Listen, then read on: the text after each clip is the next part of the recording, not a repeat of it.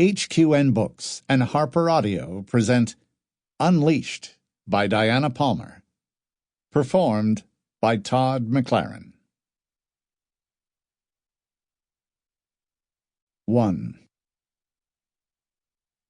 Even a doctor couldn't read this handwriting, Clancey muttered to herself as she tried to decrypt a note jotted in the margin of a photocopied arrest record. "What are you muttering about now?" Colter Banks asked from the doorway. Colter was her boss, a Texas Ranger who worked cold cases for the San Antonio office of the Department of Public Safety.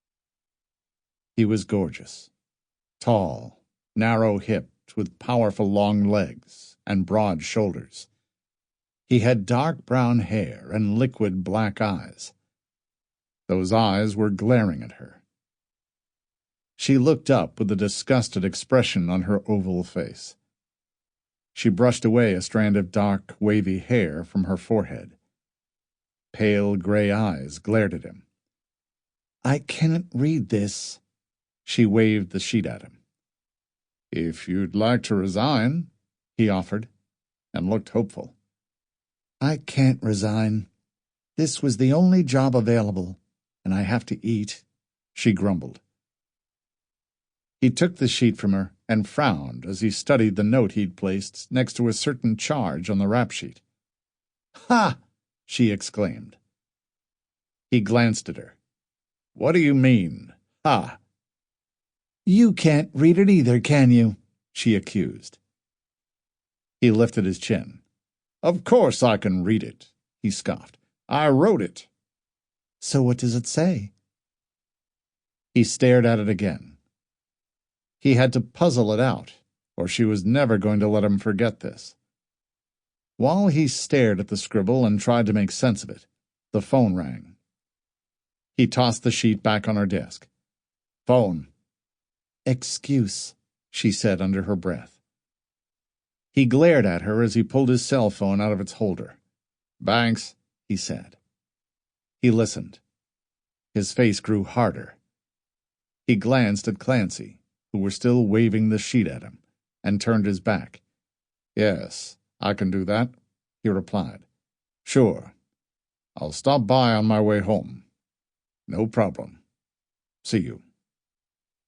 He put his phone back and looked pointedly at his watch. "I've got to see the assistant DA on a case I'm working. That Reed case from 5 years ago. We hear that Morris Duffy, who was suspected in his disappearance, may be getting out of prison a year early for good behavior. And soon," he remarked, missing the sudden worried expression on his assistant's face. "We could sure use a break in the case." He glanced again at his watch. "I'd better go on. Almost quitting time." Clancey got her composure back before his eyes fell on her face. "You still haven't translated this for me," she said pointedly, indicating the sheet. He glared at her. "Well, it's not my fault you can't write," she said belligerently.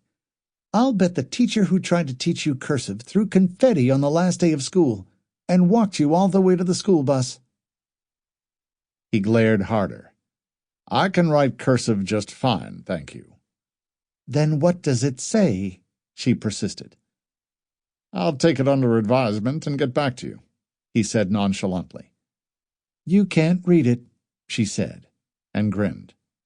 "I could read it if I wanted to," he retorted.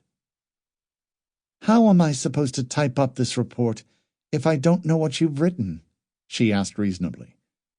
"If they question me about it, I'll tell them you had a senior moment," he said with a deadpan expression. "I'm 23, not 80, she huffed. "I thought you were 22. "I was until last November, just after I came to work for you," she said. "Birthdays come once a year. You don't stay the same age forever."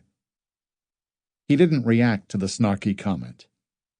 He slid his white Stetson over one eye. "If anyone calls, I'll be out until tomorrow."